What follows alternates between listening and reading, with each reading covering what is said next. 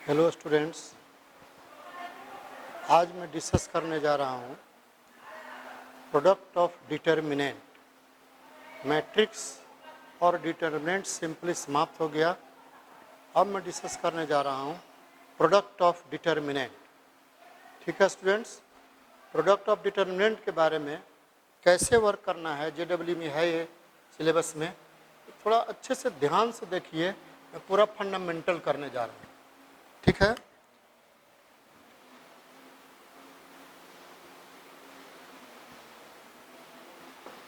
Product of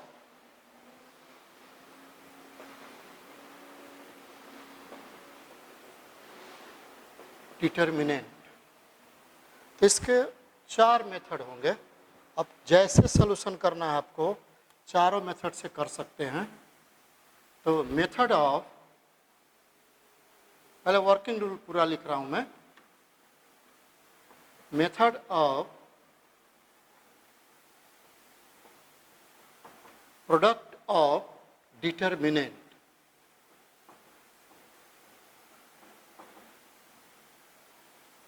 determinant ये है method of product of determinant. चार होगा। फर्स्ट है row by column. Row by column matrix जैसा है, सेम जैसे मैट्रिक्स कर देते हैं। मैट्रिक्स में दूसरा अप्लाई नहीं, लेकिन यहाँ है row by row. Row by रो, इधर मैं लिख देता हूं R stand for row, C stand for column. ठीक है students. Third point column by row, and last है and four column by column. ये होता है चार मेथड।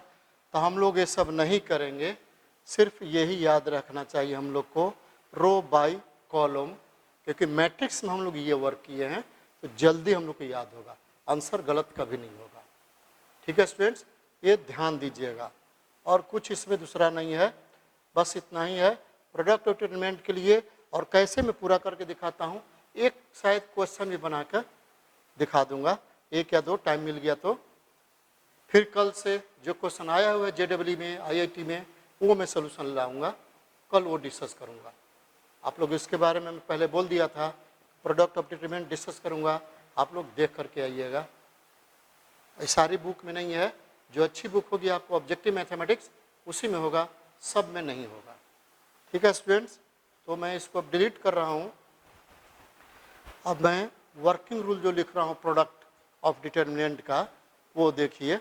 मेथड इतना ही है, row by column, row by row, column by row, column by column. ये है, चार ही मेथड है इसका। हम लोग फर्स्ट चेक करेंगे, ये फर्स्ट चेक करेंगे हम लोग। इससे भी कर सकते हैं, लेकिन वो हम लोग को ज़्यादा प्रैक्टिस में है, याद है मैट्रिक्स में मल्टीप्लाई किया है रो बाई कॉलम, इसलिए जल्दी याद रहेगा। ठीक है स्टूडेंट्स, तो मैं अब इसको डिलीट कर रहा हूँ, आप लोग देखते चलिए। मैं आगे जैसे डिस्कस कर रहा हूँ, पहले 2 ऑर्डर का करूँगा, फिर 3 ऑर्डर का करूँगा। इससे ज़्यादा तो आएगा नहीं, 2 ऑर्डर और 3 ऑर्डर, इससे ज़्यादा नहीं आएगा। ठीक है स्टूडेंट्स, तो मैं अब डिस्कस आगे करना हूँ इसका वर्किंग रूल। ये मैं डिलीट कर रहा हूँ। ठीक है स्टूडेंट्स, ये समझ में आ गया ना। R stand for row, C column. ठीक है, प्रोडक्ट ऑफ डिटर्मिनेंट AJEE का सिलेबस में है, कोर्स में नहीं है। CBSE या GCB दोनों, कोई भी इंग्लिश मीडियम हो जो भी, कोर्स में नहीं है, वो मैं डिलीट कर रहा हूँ।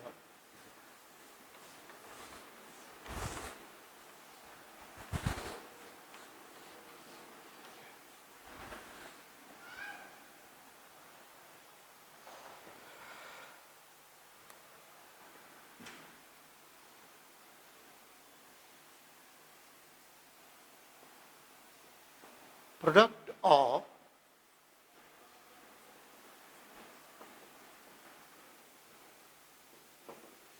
Determinant in 2 by 2 order. Main इसका स्टूडेंट्स आपको वेव को देखना है कि किस वेव में ये है। पहले 2/2 का लिया हूं, ठीक है। तो let A is equal to determinant of A1 A2 B1 B2 ऐसे है, और B डिटर्मिनेंट है L1 L2 M1 M2, ये डिटर्मिनेंट दो है। दोनों का हमको प्रोडक्ट कैसे करना है ये मैं रूल बता रहा हूँ। अब ये वर्किंग रूल ही है, अब देख लीजिए। अब कैसे करूँगा, जो अभी बताया मैं रो बाय कॉलम से ही करूँगा। A into B is equal to A1 A2 B1 B2 into L1 L2 M1 M2, ये आया। अब इसको हम डिटरमिनेंट को प्रोडक्ट करता हूँ मैं रो इंटू कॉलम ऐसे, ठीक है। Row into column A1 into L1 A1 into L1 plus B1 into L2, इसको ऐसे इस पर रख देंगे। और दूसरा मेथड भी बता देता हूँ मैं अभी, और है एक, वो 3 ऑर्डर में ज़्यादा वर्क कीजिएगा, 2 ऑर्डर तो सिंपली है। अब A2 into L1 plus B2 into L2, ठीक है स्टूडेंट्स। अब सेकंड में चलते हैं, A1 M1 plus B1 M2। अब ठीक है, A2 M1 plus B2 M2। देखिए स्टूडेंट्स, मैं क्या वेव बता रहा हूँ, यही जो वेव है ये सोचना है आपको थर्ड ऑर्डर में भी। प्रोडक्ट करने के बाद जिस ऑर्डर में है वो सेम ऑर्डर में न्यू रिजल्ट मेरा प्रोडक्ट के बाद आएगा, दूसरे ऑर्डर नहीं होगा, ठीक है स्टूडेंट्स। मैट्रिक्स में चेंज होता था, ठीक है, लेकिन इसमें चेंज नहीं होगा। 2 इंटू 3 3 इंटू 2 मैट्रिक्स में चलता था, लेकिन यहाँ दोनों तो सेम। डिटरमिनेंट मीन्स क्या हुआ, 2/2 ई भी है, एसोसिएट 2 स्क्वायर मैट्रिक्स होता है, तो ये आया। अब देखिए मैं क्या वेव बता रहा हूँ। फर्स्ट डिटरमिनेंट का ये फर्स्ट कॉलम फर्स्ट में, देखिए ध्यान से देख लीजिए, सेकंड कॉलम सेकंड में है, बस दो मिल गया मेरा। अब ये दिया ऐसे लिखना होगा, ऐसे लिखना पड़ेगा। अब देखिए L1 L2 ऐसे है, रो को फिर कॉलम में लिखना होगा। L1 L2 है ना दोनों में, फर्स्ट में आ गया। M1 M2 ऐसे, M1 M2 ये भी है, तो सेकंड में से लिखना पड़ेगा। फर्स्ट का L1 L2 ऐसे है फर्स्ट दोनों में, तो इसमें यहाँ लिखेंगे। अब ये रो को कॉलम में, एक कॉलम में ही रहेगा, ठीक है, क्योंकि डिटरमिनेंट का ट्रांसपोज सेम होता है। कोई भी डिटरमिनेंट यदि हम ट्रांसपोज कर दें तो सेम होता है। जैसे देखिए ये डिटरमिनेंट है, ट्रांसपोज किया तो ये इसके इक्वल ही होगा, चेंज नहीं होगा। तो आपको लिखने के ये पूरा हैबिट कर लीजिए कि कॉलम में है तो फर्स्ट डिटरमिनेंट बनेगा, और ये सेकंड में देखिए बन गया। ये रो में है, देखिए repetition conjugative L1 L2 column में लिखेंगे। ऐसे रो में भी लिखिए तो चलेगा, आपको कोई प्रॉब्लम नहीं होगा, लेकिन उसको फिर क्या करना होगा, ट्रांसपोज। इसलिए अभी से लिख दीजिए L1 L2 दोनों फर्स्ट में आ गया, फर्स्ट कॉलम। ये दोनों देखिए सेकंड है, M1 M2 सेकंड में आ गया, ये आंसर हो गया। अब एक इसका डिजिट का सोल्यूशन करके दिखाता हूँ, 2 डिजिट यानी 2 ऑर्डर का डिजिट में, ठीक है स्टूडेंट्स। ये मैं डिलीट कर रहा हूँ, समझ में आ गया ना। ट्रांसपोज का डिटरमिनेंट गिवन डिटरमिनेंट की इक्वल होता है, product of determinant in 2/2 order, ठीक है स्टूडेंट्स। अब मैं डिलीट करूं, डिलीट कर रहा हूं मैं अब।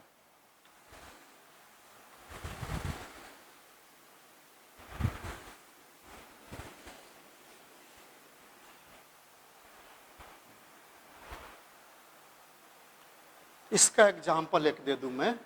एग्जाम्पल है, suppose that 1 2 0 5 and b is equal to 2 4 5 6 है, ये डिटरमिनेंट है। इफ कर देता हूं मैं, यहाँ क्वेश्चन बना देता हूं। If a equal to e and b is equal to this 2 4 5 6, then find A B, product of A B determinant find करना है।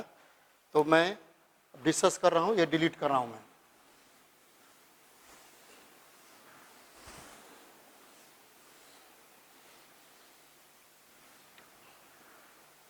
Therefore, product of determinant AB 1 2 0 5 2 4 5 6, ये इंटू हुआ। अब 1 इंटू 2, 1 इंटू 2 ऐसे लिखेंगे, ठीक है, plus 0 into 5, sorry 4, 0 into rho नहीं चल रहा हूँ, रो इंटू कॉलम। अब 2 इंटू 2 प्लस 5 इंटू 4, फिर इसमें 1 इंटू 5 प्लस 0 इंटू 5। अब ये 2 इंटू 5 प्लस 5 इंटू 6, देखिए डिटरमिनेंट हुआ। अब देखिए स्टूडेंट, फर्स्ट यदि ये ऐसे दिया रहता तो हम इसको ऐसे डायरेक्ट लिख सकता था, या इसको सेट करते हम लोग इसे, तो ये कितना बन गया 3 24 5 40, ठीक है स्टूडेंट्स। देखिए 2 2 जा 4, 5 4 जा 20 प्लस 4 24, 5 1 जा 5, वो तो 0, 5 2 जा 10, 6 5 जा 30, 30 प्लस 10 40, आंसर हो गया। और इसको सिंप्लीफाई कर दीजिए 120 ऐसे,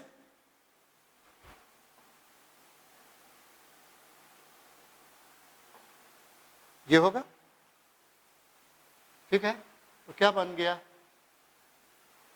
देख लीजिए 0 आ गया, ठीक है। इसका आंसर क्या होगा, 0 होगा, फाइंड करेंगे तो। अब मैं इसको थर्ड ऑर्डर का डिस्कस करूंगा, ठीक है स्टूडेंट्स। देख लीजिए एक बार और देख लीजिए इसको, ए बी फाइंड करना था, ए बी के आंसर 0 होगा।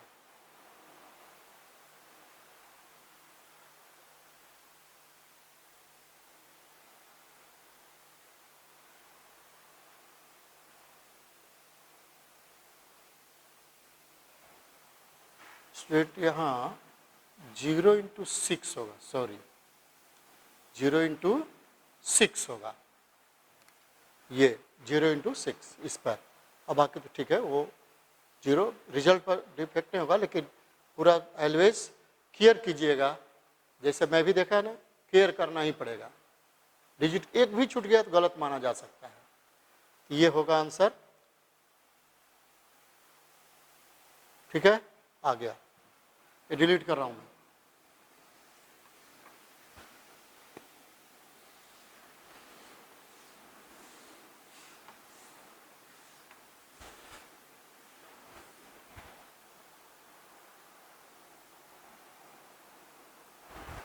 अब मैं प्रोडक्ट ऑफ 3 ऑर्डर का डिस्कस कर रहा हूं।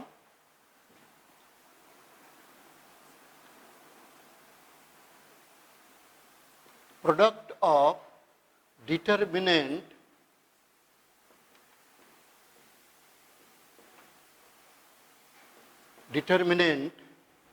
इन 3/3 ऑर्डर, ठीक है। देखते चलिए इसको।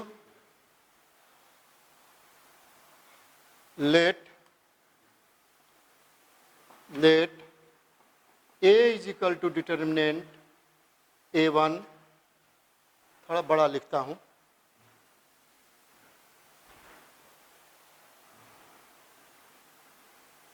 A1 A2 A3 B1 B2 B3 C1 C2 C3, ये हुआ। अब दूसरा ले लेता हूं अलग कुछ, B is equal to L1, L2, L3, M1, M2, M3, N1, N2, N3, ये लिया मैं। अब इसको प्रोडक्ट करना है हमको, तो वही रो इंटू कॉलम से ही करेंगे या row by column. Therefore product of AB A1 L1, एक साथ नहीं, डायरेक्ट मैं कर दे रहा हूं, अलग अलग नहीं लिख रहा हूं। A1 L1 plus B1 L2 plus C1 L3। अब इसे चले, A2 L1 plus B2 L2 plus C2 L3, A3 L1 plus B3 L2 plus C3 L3। देखते चलिए स्टूडेंट्स, फर्स्ट हो गया, first row, second row, third row first column के साथ कर दिया। अब उस सेकंड में चलता हूं, A1 into M1 plus B1 into M2 plus C1 into M3। ठीक है स्टूडेंट्स, अब ऐसे लिखते चलिए यहाँ, A2 M1 plus B2 M2 plus C2 M3। देखिए C2 M3 सेकंड में चल रहे हैं। अब A3 M1, A3 M1 plus B3 M2 plus C3 M3। अब कॉलम रो, थर्ड में चलेंगे, यहां से A1 N1 plus B1 N2 plus C1 N3। देखिए स्टूडेंट्स, फर्स्ट को थर्ड पर ऐसे रख दिया, तो A1 का कॉरस्पॉन्डिंग N1 होगा, B1 का कॉरस्पॉन्डिंग N2 होगा, C1 का कॉरस्पॉन्डिंग N3 होगा। ठीक है, अब इसको यहाँ लिखिए, A2 N1 plus B2 N2 plus C2 N3, और यहाँ होगा A3 N1 plus B3 N2 plus C3 N3, ये इंटू हो गया। देखिए स्टूडेंट्स, मैं बोला था ना, उसको देखते चलिएगा। देखिए A1 A2 A3, B1 B2 B3, C1 C2 C3, आ गया ना, फर्स्ट से ही एक में पूरा आ गया। अब इस देखिए L1 L2 L3 कॉलम में लिखेंगे, L1 L2 3 इसमें पूरा में है, इसमें M1 M2 M3 ये पूरा लिखा गया, इसमें N1 N2 N3। देखिए ऐसे, कभी ऐसे दे देगा तो ऐसे लिखना पड़ेगा, तब सोल्यूशन आपको होगा, नहीं सोल्यूशन फाइंड आउट नहीं होगा। ये है स्टूडेंट। ठीक है, अब एक छोटा सा क्वेश्चन मैं देता हूं, सोल्यूशन कर मैं खुद करूंगा, दिखाता हूं सामने। क्वेश्चन में लाया हूं, क्वेश्चन है मेरे पास, अब देख लीजिए इसको कैसे किया। First row first column, second row first column, अब कॉरस्पॉन्डिंग A3 का L1 होगा। देखिए इसको ऐसे ऐसे रखिए, तब आ जाएगा वो। ठीक है स्टूडेंट्स, तो क्या मैं डिलीट करूं फ्री ऑर्डर का? ये इतना ही इसका वर्किंग रूल है, और कुछ भी दूसरा वर्किंग रूल नहीं है। ऐसे तो क्वेश्चन कम पूछेगा, ऐसे ज़्यादा पूछेगा, ये याद रखिएगा। ठीक है स्टूडेंट्स, और आगे चल कर नोट करके लिखाऊंगा आप लोग को, उसको सब याद रखिएगा। ठीक है, अब मैं प्रॉब्लम बनाता हूँ, छोटा सा, पहले छोटा छोटा ले चलो। डिलीट करता हूँ मैं, डिलीट कर दूँ ना, पहले क्वेश्चन लिख लूँ तब डिलीट करूँगा। देखिए क्वेश्चन है, मैं लाया हूँ क्वेश्चन लिखकर, एवेलुएट प्रॉब्लम 0, 1। ये मैं जो डिस्कस कर रहा हूँ determinant, product of determinant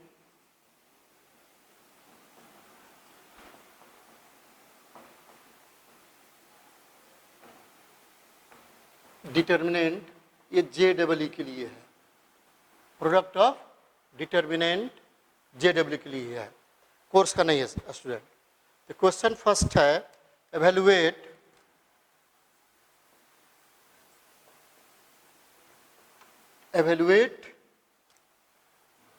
determinant A1 x1 plus B1 y1 A2 x1 plus B2 y1 A3 x1 plus B3 y1। फिर है A1 x2 plus B1 y2 A2 x2 plus B2 y2 A3 x2 plus B3 y2। ठीक है students, वो मैं अब delete कर रहा हूँ, क्वेश्चन लिखना है हमको। प्रोडक्ट ऑफ डिटरमिनेंट JEE के लिए कर रहा हूँ। A1 x3 plus B1 y3 plus C1 तो है नहीं, C1 तो है नहीं, इसमें जो है वही लिखेंगे, ज़्यादा क्यों लिखेंगे। A2 x3 plus B2 y3 A3 x3 plus B3 y3, ये हुआ 3/3 ऑर्डर का एक क्वेश्चन है स्टूडेंट्स। ये मैं क्वेश्चन अब बना रहा हूँ, अब देखते चलिए। एक क्वेश्चन और इसके बाद में कर दूंगा, ठीक है। अब मैं डिलीट कर रहा हूँ ये।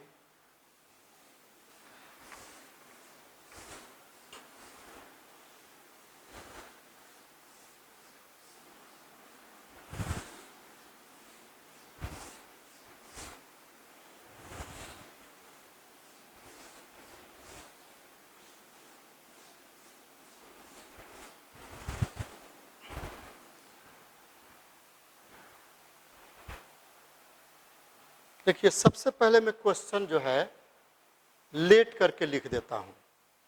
Late determinant is equal to A1 x1 plus B1 y1 A2 x1 plus B2 y1 A3 x1 plus B3 y1।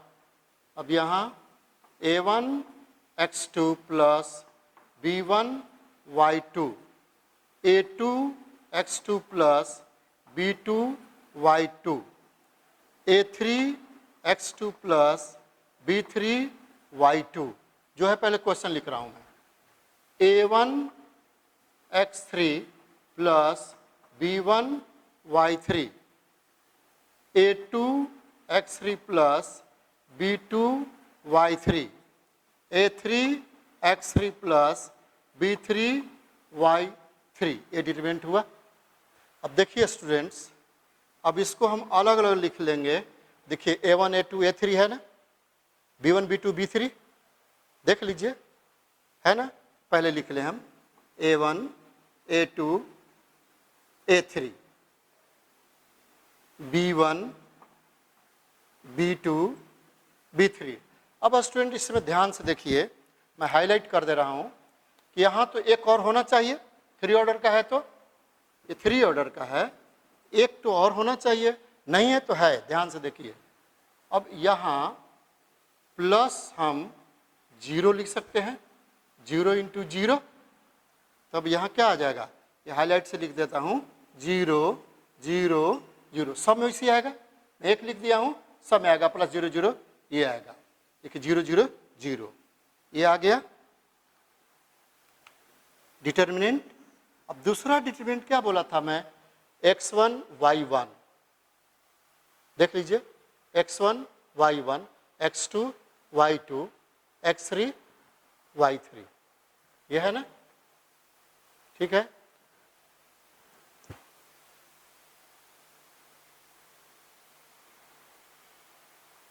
ठीक है, देख रहे हैं स्टूडेंट, देखिए x1 x2 x3 y1 y2 y3, वो तो आ गया। अब यहां लिखता हूं मैं,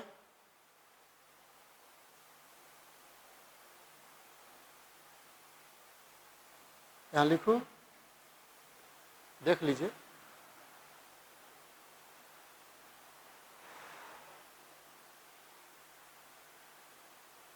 ये ऐसे है तो हम लोग ऐसे लिखेंगे। तो यहाँ क्या लिखूँ मैं, x1 y1, एक और होना चाहिए था ना, यहाँ देखिए x1 y1 z1 नहीं है, क्या लिखूँगा, पहले ये लिख लूँ, ये क्या है x2 y2 और यहाँ है x3 y3, देख लीजिए स्टूडेंट, ठीक है ना, x1 y1 ऐसे होगा, x2 y2 ऐसे होगा।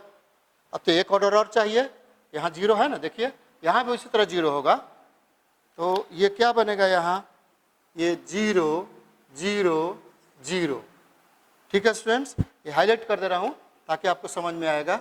ये देखिए, अब देखिए, अब प्रॉपर्टीज ऑफ डिटरमिनेंट चलिए, इफ एनी वन रो और one column be 0, then result becomes of the determinant 0,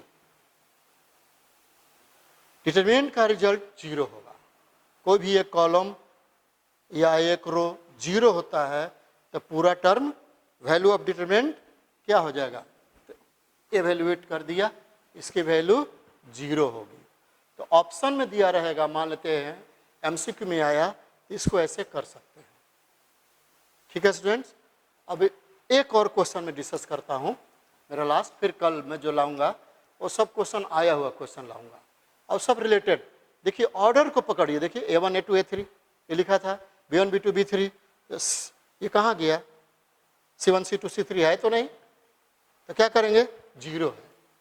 उसी तरह x1 x2 x3 y1 y2 y3 z1 z2 z3 कहाँ गया, तो ये 0 इंटू 0 समझना पड़ेगा, प्लस में एक हाईलाइट कर दिया हूं, बाकी सब आपको समझना है कैसे मैं किया।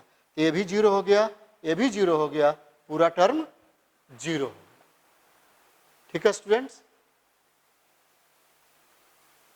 समझ में आ गया ना। चलिए मैं डिलीट कर रहा हूं, अब मैं क्वेश्चन डिलीट करता हूं, दूसरे क्वेश्चन लिखता हूं।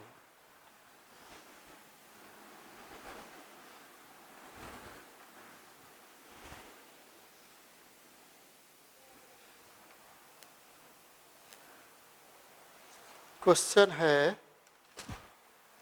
एक ही लास्ट है, एक ही है, problem find the value of, या एवेल्युएट, एवेल्युएट लिखता हूं मैं, प्रॉब्लम 0 2, इसमें क्वेश्चन में लिखा है फाइंड द वैल्यू ऑफ, तो वही लिखता हूं मैं, find the value of determinant a1 minus b1, a1 minus b1 का whole square, a2 minus b1 का whole square, a3 minus b1 का होल स्क्वायर। अब है a1 minus b2 whole square, a2 minus b2 whole square, a3 minus b2 whole square. अब इसके बाद है a1 minus b3, a1 minus b3 whole square, A2 minus B3 whole square, A3 minus B3 whole square, ये determinant 3/3 order का है। ठीक है students, तो पहले मैं डिस्कस करके समझा दूं, उसके बाद मैं आपको करता हूं। ये मैं डिलीट करूं ना,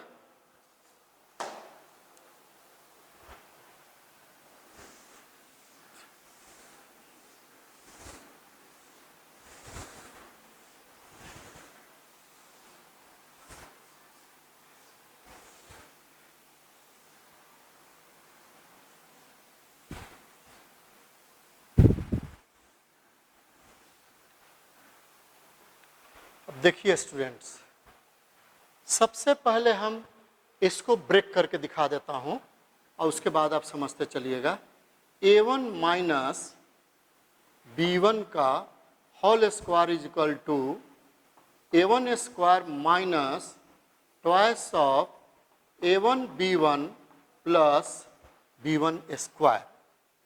देखिए स्टूडेंट्स, इसको हम A1 स्क्वायर इंटू 1 लिख सकता हूं, माइनस प्लस कर दो, minus twice of A1 B1 कर सकता हूं मैं, इसको प्लस कर दिया, और प्लस 1 इंटू B1 स्क्वायर लिख सकता हूं। ठीक है, तो इसका क्या होगा, A2 1 इसके लिए, तो मेरे को क्या आएगा, A1 square A2 square A3 square आ जाएगा, और वो तो वैसा ही रहेगा। इसको लिखने के लिए पहले क्वेश्चन लिख दूं मैं, लेकिन वर्क उसी तरह करना है स्टूडेंट। ठीक है, लेट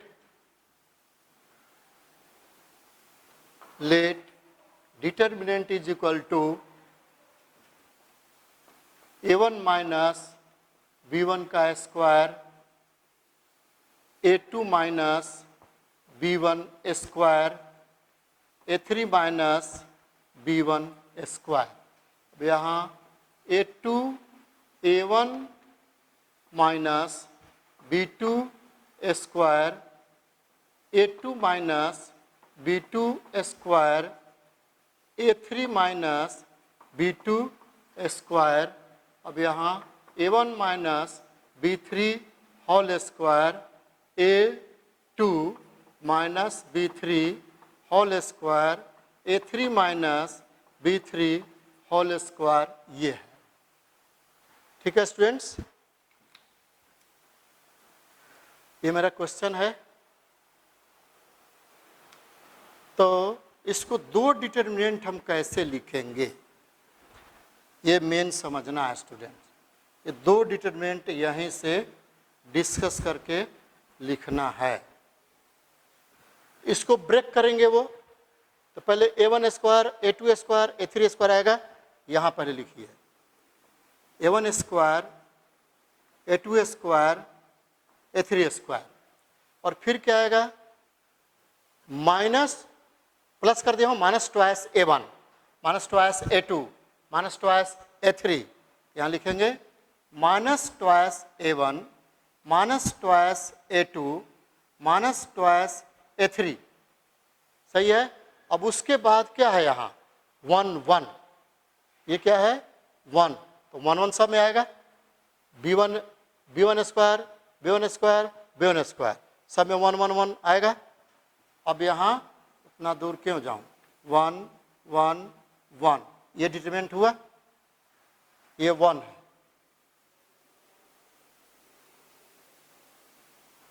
ठीक है स्टूडेंट्स, अब दूसरा में है, ध्यान से देखिए, फर्स्ट को ब्रेक करेंगे तो 1 सब में आएगा, 1 1 1 ऐसे, 1 B1 इस तरह से आएगा। देखिए 1 इंटू B1 स्क्वायर। ठीक है, ऐसे लिखेंगे हम 1 इंटू B1 स्क्वायर। अब यहाँ वैसी होगा,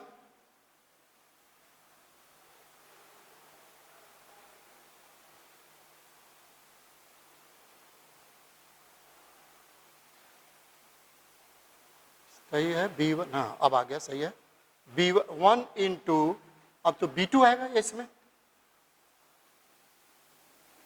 B2 square 1 into B3 square, ये डिटरमिनेंट हुआ अलग, देख लीजिए। वो मैं और उधर एक्सप्लेन कर देता हूं।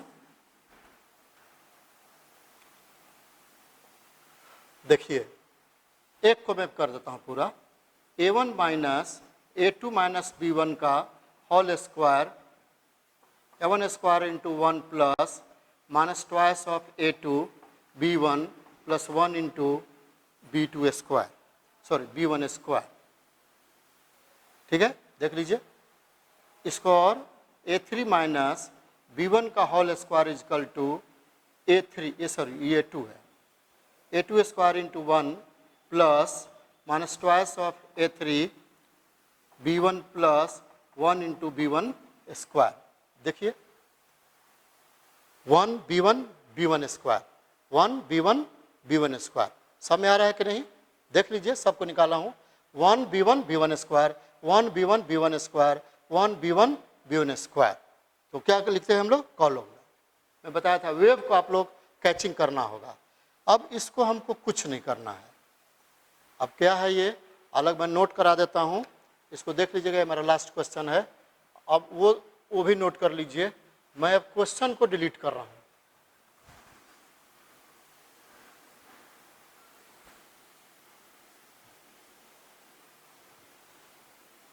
साइक्लिक डिटर्मिनेंट मैं पहले नहीं बताया था, इसलिए कि यहां बताना है। साइक्लिक डिटर्मिनेंट ये होता है, अब देख लीजिए, नोट करके लिख देता हूं मैं। Note cyclic determinant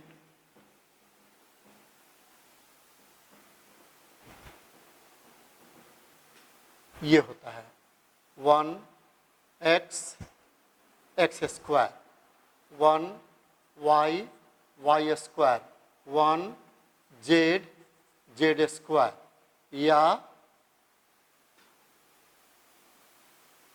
x y z, X square Y square Z square 1 1 1, ऐसे भी हो सकता है, नीचे पर भी कहीं भी हो सकता है। जो सेट करेंगे तो ये ऐसे आएगा। इसको और थोड़ा अरेंज कर दो, पावर को डिग्री में ठीक से अरेंज करके अभी ये छोड़ देता हूँ, आप लोग काहे अरेंज करते रहिएगा। ये हुआ, साइक्लिक है, इसका डायरेक्ट हम लिख सकते हैं।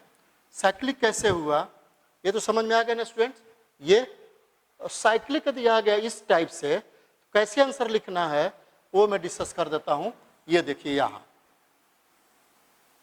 ये इसको साइक्लिक कहते हैं। तो साइक्लिक में हम कैसे लिखेंगे आंसर, ऐसा जैसे आ गया ये साइक्लिक, तो यहां रखते हैं x, यहां रखेंगे हम y, यहां z, x minus Y, y minus Z, Z minus X, ये आंसर हो गया। जब इस साइक्लिक में रहेगा इसको ऐसे लिखेंगे हम, x minus Y, y minus Z, Z minus X, ये आंसर होगा साइक्लिक के लिए। ऐसे चलेंगे anti clockwise, x minus Y, y minus Z, Z minus X. जब भी साइक्लिक है तो हम डायरेक्ट आंसर लिख सकते हैं। अब बोलिए ये इसको क्या लिखेंगे? अब हम ये -2 कॉमन निकाल लेता हूं, -2 कॉमन, क्या आ गया? A1 square, A2 square, A3 square. यहाँ क्या हो गया? A1 A2 A3 1 1 1, ये साइक्लिक है, ये भी साइक्लिक है। 1 B1 square, 1 B2 square, 1 B3 square, ये हुआ। अब इसको डायरेक्ट आंसर लिख दूं मैं, -2, देखिए A1 A2 A3 है, A1 माइनस A2 माइनस, थोड़ा बड़ा लिखूं मैं, is equal to -2 A1 minus A2 minus A3 और A3 minus A1, similarly B1 minus B2, B1 minus B2, B2 minus B3 and B3 minus B1, इससे मैं किया हूँ। ये नोट्स में लिख लीजिएगा, ये सब ये आंसर हो गया स्टूडेंट। ठीक है, समझ आ गया ना? वहाँ मैं डिस्कस कर दिया हूँ, उसको वेव को पकड़ के कैच किया मैं। आप लोग भी उसी तरह करना होगा, मैं डिस्कस कर दिया हूँ और ये सोल्यूशन बन गया। -2 कॉमन ले लिया मैं, तो आगे साइक्लिक, ये भी साइक्लिक होगा। जैसे हो समझ गए, उस टाइप का रहेगा, साइक्लिक ही होगा। साइक्लिक आ गया, इसको ट्रांसपोज करें तो इसमें आ सकता है। ठीक है ना? तो अब साइक्लिक का ये -2 हो गया, ये देखिए A1 A2 A3, A1 minus A2, A2 minus A3, A3 minus A1, ऐसे आना है राउंड। यानी 360 डिग्री का एंगल बनना चाहिए इसे मूव करने के बाद। जहाँ से चले वहीं लौटना पड़ेगा। अब 3 ही के लिए होता है, 4 के लिए नहीं होता है। ठीक है स्टूडेंट, 4 ऑर्डर का हम लोग तो पढ़ना नहीं है, 3 ही ऑर्डर का पढ़ना है। और इंजीनियरिंग में यदि पूछ देगा तो फिर वही करना पड़ेगा, X Y Z, और यहाँ कुछ होगा तो ऐसे करना पड़ेगा। रूल तो इसी से होगा। हम लोग को 3 ऑर्डर ही पढ़ना है। MSc में तो है 4th ऑर्डर, ऑनर्स में भी है 4th ऑर्डर का, ऐसा नहीं कि नहीं है, है। ठीक है स्टूडेंट्स, ये मैं डिलीट कर रहा हूँ। ये मेरा लास्ट क्वेश्चन था, आप लोग बहुत अच्छे से समझ गए होंगे। और यदि कुछ भी डाउट है तो ज़रूर मेरे पास संपर्क कीजिए हमसे, व्हाट्सएप से या नंबर जैसे हो। मेरा नंबर आपको दिया हुआ है, आप देख लीजिएगा, गाइडलाइन में देखिएगा, उसमें मेरा नंबर है, उससे हमसे कांटेक्ट कीजिए। थोड़ी सी भी डाउट हो वो मैं पूरा सोल्यूशन कर दूंगा। और जहाँ से आपको लगता है कि मैं यहाँ तक समझ गया था, यहाँ से नहीं समझा था, उसी पर आप लोग ज़्यादा फोकस कीजिए, आपको बहुत अच्छा होगा। ताकि ऐसा तो नहीं कि कुछ नहीं समझ में आएगा। ठीक है स्टूडेंट्स, थैंक यू।